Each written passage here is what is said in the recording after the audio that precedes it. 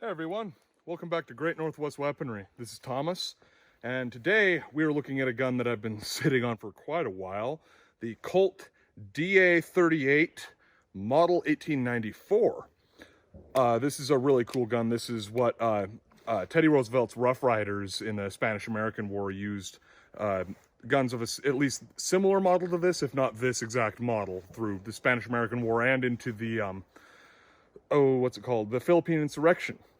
So it's a really cool piece, really old piece. This is, I believe at this point is the oldest pistol that we've actually shot on the channel, but really cool piece. A lot of awesome history behind it. And speaking of history, we're going to go ahead and go into the gun room and talk about how this came to be. The DA38 holds the distinction of being the first swing-out cylinder double-action revolver adopted by the U.S. Army.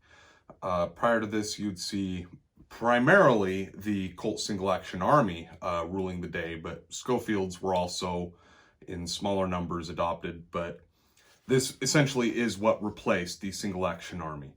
The Navy adopted the revolver in 1889, or a variation of the DA38, and the Army would adopt the 1892, and you would see several variations of this revolver. So during the course of its service in the Army, of which ran until, production ran until 1907, by the way, 1892 to 1907 for the Army variant, you would see at least 6 different modifications. You've got the 1892, the 1894, which you see before us here, and between these two, the biggest modification was the ability for the cylinder and hammer to lock. So earlier ones you'd see didn't have the locking notches on the cylinder. So the cylinder went through a few modifications, the locking system went through a few modifications. Well, there just were modifications pretty consistently. Like I say, you got 6 different models. So 1892, 1894, 1895, 1901, 1903, as well as a Marine Corps variant, the 1905. But we're primarily going to be talking about the Army variants here. So, as we've already mentioned, the Colt DA38 saw use through the Spanish-American War and the Philippine insurrection. The Army had a lot of reservations about dialing back the cartridge killing power, really, from the 45 to 38 long Colt. And you'll see stories going both ways on this. So, for instance, Teddy Roosevelt talks about a particular instance that he refers to as his crowded moment. And at the time, he was a lieutenant colonel, by the way, where his Rough Riders were charging up Kettle Hill in Cuba, and he, at about 10 yards, fired on two Spanish soldiers with his Model 1892, missing one and killing the other.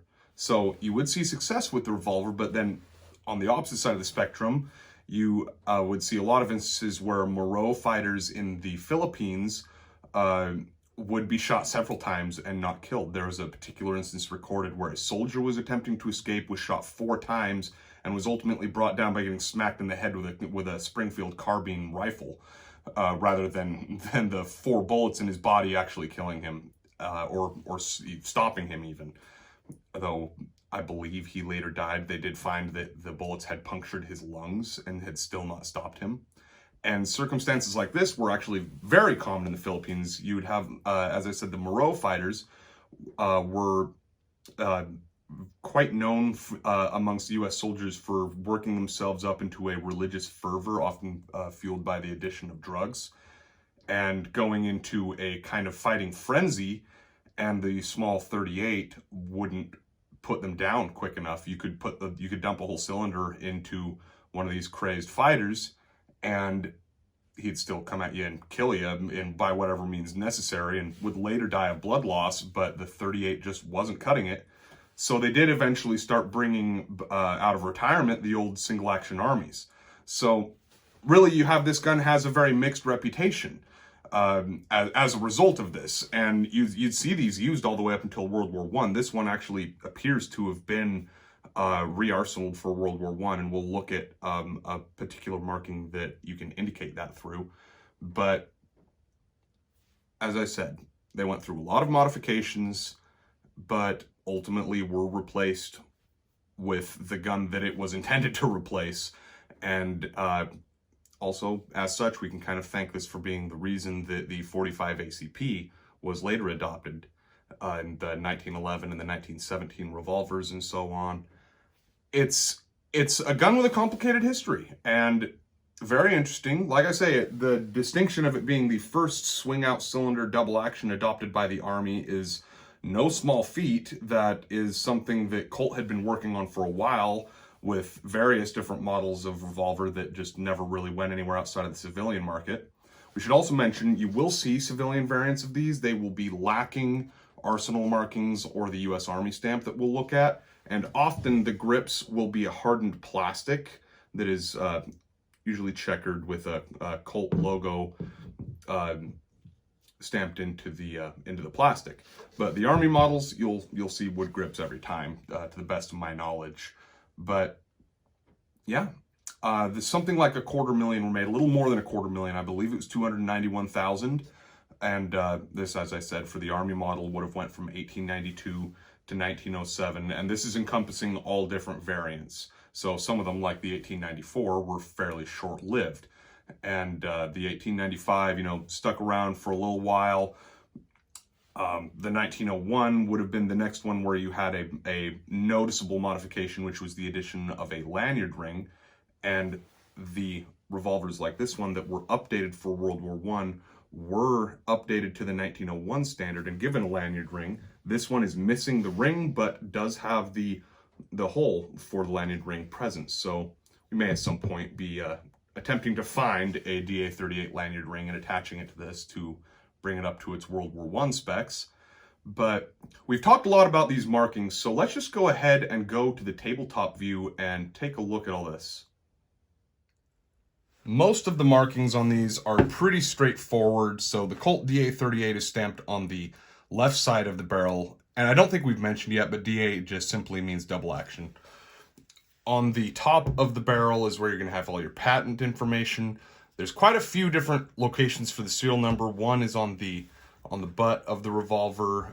I was holding it the right way in the first place. That's also where you're going to find your U.S. Army model marking, and then what model it is specifically. So this one is an 1894, but you can only partially see that stamp as the hole for the lanyard ring that was added was punched right at the bottom half of the model number and at the top of the number marking, which is the NO serial number. So number and then whatever the number would be. So the U.S. Army model marking is definitely a very significant one. That's one that you should look out for. That will be accompanied by a number of inspector stamps. So the original inspector stamps on this are RAC meaning Ronaldo A. Carr, who was the original inspector. Carr with 2 R's, by the way, in case you're interested. I'll actually just go ahead and type up how to spell his name if you're interested. But that's your inspector stamp. You'll see this in many places. So it's on the frame, right at the back corner of the frame behind the hammer. It's also on the inside of the cylinder right there. And you've got a serial number inside the cylinder as well. And it's in a few other places. I don't remember every single location off the top of my head, but you'll immediately see your inspector stamp on the back of the frame back here. And you've got the second inspector stamp here, LEB. This one is significant, and it goes hand in hand with the addition of the lanyard ring. So in 1917, when the U.S. was involved in World War I, they wanted to bring some of these DA-38s back out of retirement for use in the war. The number being something like 19,500 of them, so a good chunk of them. This encompassed all the Army models from 1892 to 1903, and they wanted to bring them all up to the 1901 standard, or, the 1903s, more or less leave them be, but basically just to refinish, repair any repairs that needed to be done, and bring them up to the new standard. Originally, they reached out to Colt to do this, and they weren't able to because they were working on pumping out 1911s and 1917 revolvers. So the contract to do these repairs went to Remington, and the LEB is the name of the initials of the Remington inspector. This would be a Captain Leroy E. Briggs. And so this one right here would have certainly been one that was at least attempted to be fielded for World War I, though this was mostly done in 1918, so whether or not these saw any fighting really in the war is iffy. We were sending enough soldiers over that it's very possible that it did make it across the sea to be used in the war, but no way to know for sure, really. As such, though, with this being a potential World War I veteran, it will be seeing some time in the versus video circuit on the channel here, primarily against other World War I revolvers like the Smith & Wesson Model 1917. If you're going to clean the gun, basically you're just going to open up the cylinder, sweep out the barrel, make sure all the internals are working properly. If you want to get deeper than that, you're going to have to open up the side plate with the screws here. And that is one thing when purchasing Colt New Army DA38s, you want to be very careful to look for the lockups. So the side plate being on the right side, and then the counterclockwise lockup and everything was just kind of weak. This was something that was a consistent problem, was just these guns would fail to lock up properly. And you will see that with guns in the collector market to this day. So the best way to check is if you cock the hammer and then pull the trigger and hold the hammer at about half cock. If the cylinder has any give, you should not fire the revolver. That means that it is not locking up properly and you could fire out of sync, of which, you know, can cause some serious problems. This one, as you just saw, does not have that problem, so we're going to go shoot it some more.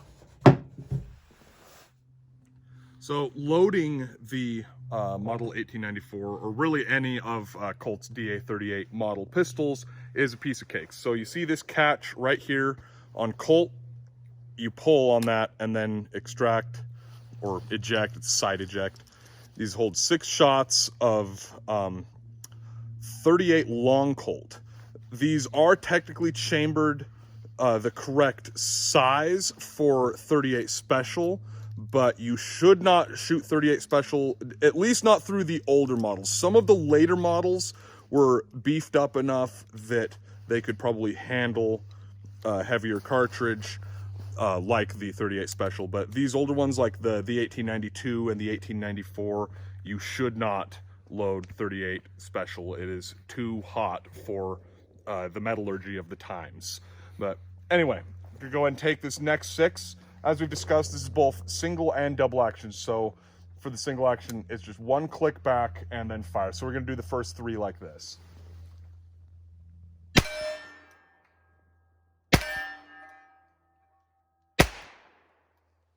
All right, missed one. The sights on this aren't super precise, and as we've discussed about other guns in the past, generally speaking, it was just kind of meant to be point and shoot with pistols at fairly close range. So this next 3, we're going to do double action, which with a revolver just means just pull the trigger, and it's going to be a heavier trigger pull. So here we go.